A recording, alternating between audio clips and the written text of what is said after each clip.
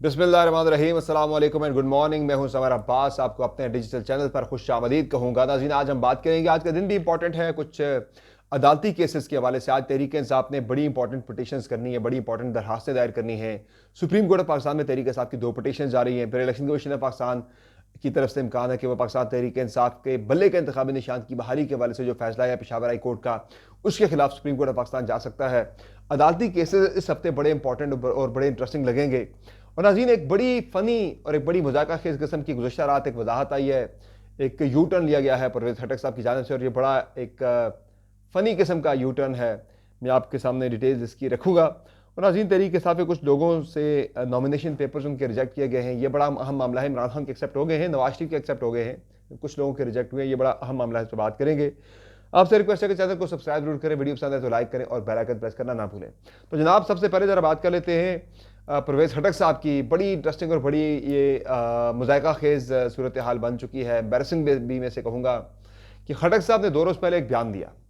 उन्होंने एक दावा किया कि मुझे पाकिस्तान तहरीक इंसाफ का बल्ले का इंतखाबी निशान ऑफर हुआ था, लेकिन मैंने तहरीरी तौर पर लिख कर मैंने माजरत कर ली कि मुझे ये इंतखाबी निशान नहीं चाहिए।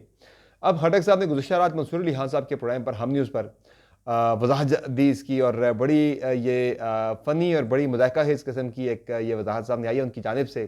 खटक साहब ने यह ताज़ा दावा किया है कि जी, वो मेरे वकील ने मुझे ये कहा था कि आपको बल्ले का इंतखाबी निशान लेना चाहिए। तो मैंने कहा, यार, बिलावजह के मुख्तलिफ अदालती केसेस होंगे, तो मैंने अपने वकील को मना कर दिया कि हम बल्ले का इंतखाबी निशान नहीं लेते। तो पहले उन्होंने मामला इशारा किसी और तरफ किया था। पहले मामला इलेक्शन कमीशन ऑफ पाकिस्तान की जानिब नाम लिए बगैर किया गया था कि मुझे ऑफर हुआ, फिर मैंने तहरीरी लिख कर दिया। अगर आपके वकील ने आपको ऑफर किया था तो वकील को तो तहरीरी तौर पर लिख कर कोई नहीं देता, वकील को तो आप जुबानी इंस्ट्रक्शंस देते हैं। तो एक बड़ा मजाहिया किस्म का, एक बड़ा फ़नी किस्म का यू टर्न जो है परवेज़ खटक साहब ने सारे मामले पर लिया। ऑब्वियसली इलेक्शन कमीशन ने शिकायत कहीं ना कहीं की होगी खटक साहब की, यार ये खटक साहब ने क्या मामला किया मेरे ऊपर, हमारे ऊपर, इलेक्शन कमीशन के ऊपर ही एक ठीक ठाक किस्म की सर्जिकल स्ट्राइक कर दी है। तो अब खटक साहब जो है वो इलेक्शन कमीशन के लिए डैमेज कंट्रोल करने की कोशिश कर रहे हैं। इलेक्शन कमीशन ने शफाफ इलेक्शन करवाना या नहीं करवाना, इस वक्त सारी उनकी तवानाइयाँ, सारी एनर्जी जो है वो मेक श्योर उन्हें करना चाहिए कि किसी भी तरह से हमने शफाफ इलेक्शन करवाना है। लेकिन इलेक्शन कमीशन की सारी जो तमाम तवानाइयाँ हैं वो शफाफ इलेक्शन के इनेकाद से ज़्यादा तहरीक इंसाफ को और इमरान खान को इलेक्शन की दौड़ से बाहर करना या इलेक्शन में ज़्यादा से ज़्यादा नुकसान पहुँचाने की कोशिश करने में नज़र आ रही है। जैसा कि आपने देखा कि बल्ले के इंतखाबी निशान के बारे से फैसला आया, जैसा कि आपने देखा कि इलेक्शन पंजाब और केपी में नहीं करवाए गए थे, जैसा कि आपने देख लिया कि इलेक्शन कमीशन ऑफ पाकिस्तान ने आरओज़ जो है पाकिस्तान तहरीक इंसाफ की दरख्वास्त के बरक्स जाके चीट करके सुप्रीम कोर्ट ऑफ पाकिस्तान में इंतज़ामी अफसरान को लगाया। और तहरीक इंसाफ का जो गिला और शिकवा था इंतज़ामी अफसरान के हवाले से कि ये लोग जो हैं ये नून लीग के या बाकी जमातों के लगाए हुए हैं, ये हमें लेवल प्लेइंग फील्ड नहीं देंगे, ये हमें शफाफ इलेक्शन नहीं देंगे, ये लोग इलेक्शन के ऊपर असरअंदाज होंगे। वही हुआ। वो आप सबने देखा कि तहरीक इंसाफ का खदशा, तहरीक इंसाफ का जो एक उन्हें अंदेशा था कि ये जो इंतज़ामी अफसरान है, एसीज और डीसीज, ये शफाफ इलेक्शन नहीं होने देंगे। तो वही हुआ है। आपने देख लिया कि नॉमिनेशन पेपर्स फाइल करने के मामले पर स्क्रूटनी के स्टेज के ऊपर पाकिस्तान तहरीक इंसाफ के लोगों को बड़ा तंग किया गया है। ज़्यादा नॉमिनेशन पेपर्स की फाइलिंग के हवाले से आपने देखा कि डिप्टी कमिश्नर जो कि इस वक्त रिटर्निंग अफसरान भी हैं, उनके दफातर के अहातों में से तहरीक इंसाफ के कैंडिडेट्स को पुलिस उठा के ले जाती रही। उनके नॉमिनेशन पेपर्स एक्सेप्ट नहीं किए जाते थे, उनके नॉमिनेशन पेपर्स कोई छीन के भाग जाता था डिप्टी कमिश्नर्स के दफातर के अहातों के अंदर से, लेकिन वो खामोश रहे। ज़ाहिर कहीं ना कहीं इसमें खामोश रजामंदी शामिल थी। तो ये सारे इलेक्शन कमीशन के जो मामलात हैं वो आप सब ने देख लिए हैं कि वो उसका फोकस क्या। आज भी इलेक्शन कमीशन जो है वो बहुत मोस्ट लाइकली वो पिटीशन कर देगा सुप्रीम कोर्ट ऑफ पाकिस्तान में तहरीक इंसाफ को पेशावर हाई कोर्ट की जानिब से बल्ले का इंतखाबी निशान अलॉट किए जाने के खिलाफ, क्योंकि ये पूरा जो लंदन प्लान था, पूरी जो साजिश रचाई गई थी पाकिस्तान तहरीक इंसाफ को इंतखाबात से बाहर करने की, वो पूरी साजिश नाकाम हो गई है। कल पेशावर हाई कोर्ट ने नाकाम बना दी है। और मैं ये कहूँगा कि गुज़श्ता रात जो गुजरी है वो कई लोगों की बड़ी बेचैनी से गुजरी होगी, चूँकि 2 रोज़ पहले तक तो पाकिस्तान में लोग अंदर ही अंदर बड़े खुश थे कि तहरीक इंसाफ इंतखाबी मैदान से बाहर होगी। अब हमारा मुकाबला शायद, अब हमारा चांस जो है वो बहुत ईजी हो गया इलेक्शन के अंदर। लेकिन विद बल्ला back into the election arena, Tehreek Insaf फिर से मैं समझता हूँ कि और कल मैंने अपना इस पर तज्जिया अपना दिया भी था गुज़श्ता रात वाली अपनी वीडियो के अंदर कि मुझे ये लगता है कि पाकिस्तान तहरीक इंसाफ ने बल्ले का इंतखाबी निशान वापस हासिल करके तकरीबन 50% इलेक्शन जीत लिया है। 50% अब उन्हें वर्किंग इलेक्शन डे के ऊपर जाके करनी है, मैनेजमेंट अपनी करनी है, टिकटॉक की तकसीम के हवाले से भी और इलेक्शन डे की मैनेजमेंट के हवाले से भी। बाकी अब जब मैं बात कर रहा हूँ कि हमें कहीं ना कहीं बाइशनेस नज़र आ रही है आरोज़ के वाले से तरीके से आपके खदशात, उसमें देखें जरताजगुल वजीर के कागजात नामजदगी जमा नहीं करवा, उनकी स्क्रूटनी में उनके कागजात नामजदगी मुस्तरद किए गए और फिर उन्होंने हाई कोर्ट में पटिशन की। वो पटिशन भी जो है सॉरी जो उसमें ट्रिब्यूनल है उसमें पटिशन की, उसने भी उनकी दरखास्त मुस्तरद कर दी है और कहा जी कि आप खुद आके आपको पेश होना चाहिए था। वो कहती है भाई मैं तो हाइडिंग में हूँ, मैं तो छुपी हुई हूँ, मुझे गिरफ्तार करके ले जाएगी पुलिस। अगर आप ये चाहते हैं कि पुलिस मुझे गिरफ्तार कर ले तो आप इसलिए क्या मुझे बुला रहे हैं अदालत में। तो उनकी पटिशन जो है वो मुस्तरद कर दी गई। ताज गुल को इलेक्शन की इंतखाबी दौर से बाहर कर दिया गया है। दूसरा, कराची में हलीम आदिल शेख के नाम कागजात नामजदगी मुस्तरद किए गए हैं। हलीम आदिल शेख NA 238 कराची से उन्होंने नॉमिनेशन पेपर जमा करवाए थे।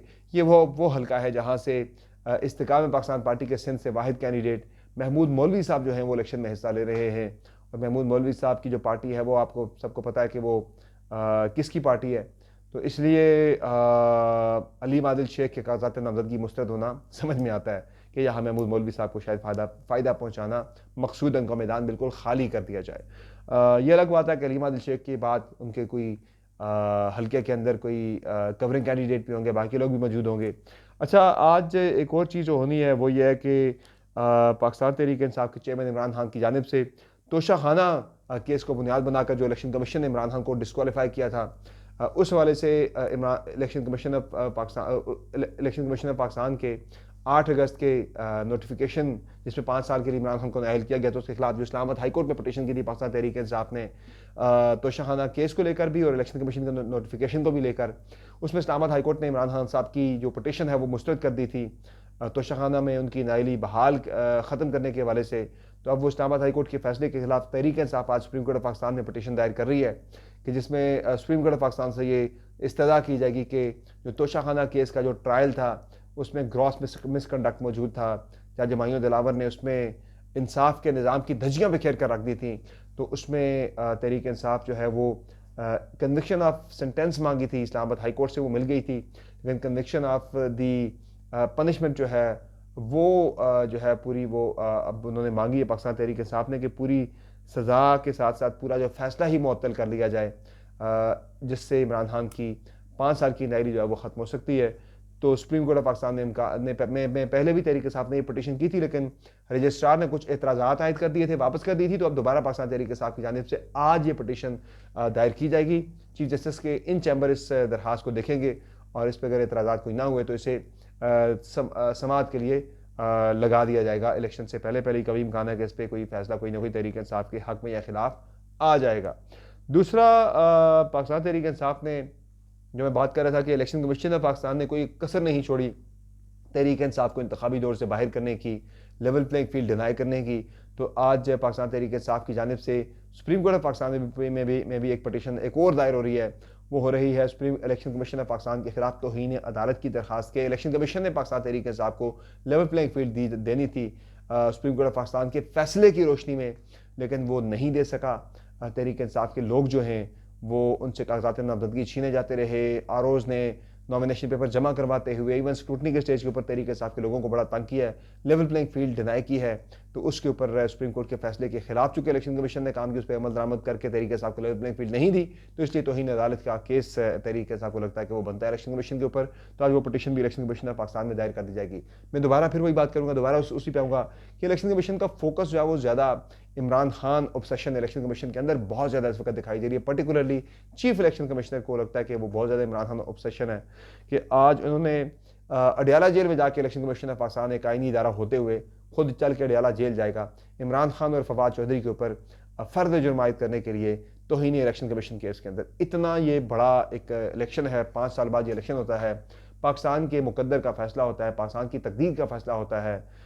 लेकिन फैसला किस कमज़ोर इलेक्शन कमीशन से करवाया जा रहा है जो इतना नहीं कर सका, इतना स्टैंड नहीं ले सका कि एक मुल्ज़िम के ऊपर फ़र्द जुर्म आयद करनी थी। यानी मुल्ज़िम से मुराद मेरी इमरान खान है, और उन्हें वो इलेक्शन कमीशन की बिल्डिंग में नहीं बुला सका कि एक स्ट्रेटजी थी, एक सोच थी कि इमरान खान को बाहर नहीं जाने देना, बाहर चला गया कोई तस्वीर बन जाएगी, कोई विक्ट्री का निशान बन जाएगा, कोई हाथ इमरान खान दिला लेगा, तहरीक इंसाफ के वर्कर का जोश व खरोश दोबारा से रिजुविनेट हो जाएगा, दोबारा से ताज़ा हो जाएगा। इसलिए बाहर नहीं आने दिया जा रहा कि लोग इमरान खान को भूल जाएं। भूल तो नहीं रहे, खैर वो सारी तदबीरें जो हैं वो उल्टी पड़ती हुई नज़र आ रही हैं। तो इसलिए election commission of Pakistan Imran Khan को इलेक्शन कमीशन की बिल्डिंग में नहीं बुला सका, इतना वो दबाव में आ गया। तो ये इलेक्शन कमीशन से क्या उम्मीद रखी जा सकती है कि ये शफाफ इलेक्शन के वक्त किसी किस्म का कोई दबाव नहीं लेगा। तो मैं तो ऑलरेडी अपनी वीडियो के अंदर पिछले हफ्ते बात कर चुका हूँ कि मैं तो तमाम उम्मीदें जो है शफाफ इलेक्शन की इस इलेक्शन कमीशन से, ऐसे बहुत से वाक़यात मौजूद है कि जिनके बाद में अपनी उम्मीद तोड़ चुका हूँ। बाकी जो मैं बात कर रहा था मामला है आज,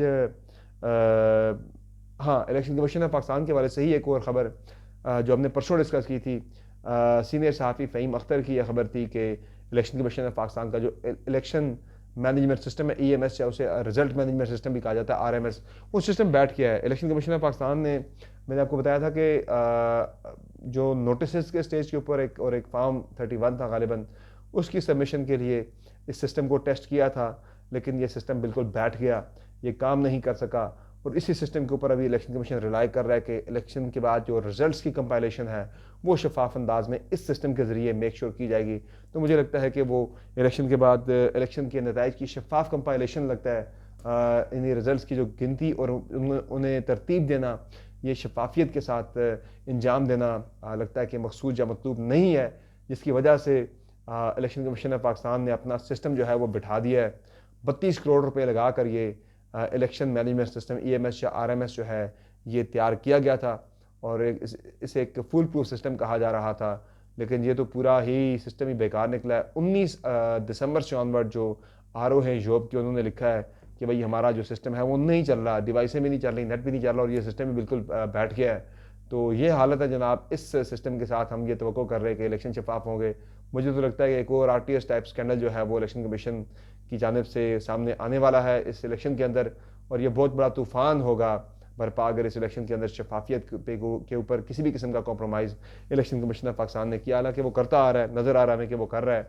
बाकी एक और ख़बर थी जनाब, आज पाकिस्तान पीपल्स पार्टी गड़ी खुदा बख्श से अपनी इंतखाबी मुहिम का आगाज़ करने वाली है, जो कि आज बेनज़ीर भुट्टो की शहीद की आज बरसी है, बेनज़ीर भुट्टो शहीद की आज बरसी है, और उस बरसी के ऊपर ही बिलावल भुट्टो ज़रदारी ने गड़ी खुदा बख्श में एक जलसा रखा है, जहाँ वो अपना मंशूर भी पेश करेंगे, पार्टी का मैनिफेस्टो और पार्टी का प्रोग्राम भी सामने लेकर आएंगे, जलसों का शेड्यूल भी देंगे, अपना विजन अगला बताएंगे कि पाकिस्तान पीपल्स पार्टी ने करना क्या है। और लाड़काना में यानी कि गड़ी खुदा बख्श में पाकिस्तान पीपल्स पार्टी अपना इंतखाबी मुहिम का पहला जलसा करने जा रही है। इसके बाद पूरे मुल्क के अंदर जलसे किए जाएंगे। इमरान खान ने भी हिदायत दे रखी है पाकिस्तान तहरीक इंसाफ की क़यादत को कि फौरी तौर पर पंजाब के अंदर और खैबर पख्तूनख्वा के अंदर बड़े जलसे किए जाए। लेकिन तो बड़े जलसे तो क्या, मुझे फिलहाल PTI की जो लीडरशिप है वो इतनी डरी हुई है, जो नीचे तहरीक इंसाफ की तंजीम है वो इतनी डरी हुई है कि वो बड़े जलसे तो क्या, वो वर्कर कन्वेंशन करने से भी घबरा रहे हैं। मरवत साहब ने आज से 4 रोज़ पहले एक कन्वेंशन रखा था वज़ीराबाद के अंदर, पुलिस इतनी ज़्यादा डिप्यूटेड थी कि वो वज़ीराबाद में दाखिल होना भी उनके लिए मुश्किल हो गया था, फिर वो वहाँ से वापस आ गए। तो इन हालात के अंदर मुझे बड़ा मुश्किल लग रहा है कि तहरीक इंसाफ को जलसा तो क्या, किसी कन्वेंशन की इजाज़त भी पंजाब के अंदर दी जाए। वही दफ़ा 144, वही MPO, वही इस तरह के बाकी हरबे वो जो है आजमाते हुए हमें जो स्टेक होल्डर्स हैं सारे के सारे वो नज़र आ रहे हैं। बहरहाल उम्मीद इस बात की हमें रखनी चाहिए, और हम रख भी रहे हैं कि इंतखाबात शफाफ होंगे। बाकी अलीमा खान साहब ने कल कहा था कि तहरीक इंसाफ के वकला जो है वो बाहर आकर तहरीक इंसाफ के सपोर्टर्स को, वोटर्स को गलत बताते हैं, गलत यकीनदानी कराते हैं कि जी इमरान खान जल्द बाहर आने वाले। वो कहती कि मुझे भी पता है, इमरान खान को भी पता है कि वो इलेक्शन तक तो कम अज़ कम या बहुत जल्द जो है वो रियाला जेल से बाहर नहीं आ रहे। ये हकीकत है। वो कहते हैं वकीलों को समझ आती है वो क्यों आके बाहर आके इस तरह से उम्मीदें दिला देते हैं अवाम को कि भाई इमरान खान बाहर आने वाले हैं। बहरहाल अपडेट से आज शाम दोबारा आपकी खिदमत में हाजिर होकर मज़ीद खबरें आपकी खिदमत में लेकर हाजिर होंगे। इजाज़त दीजिए, अल्लाह के बाद।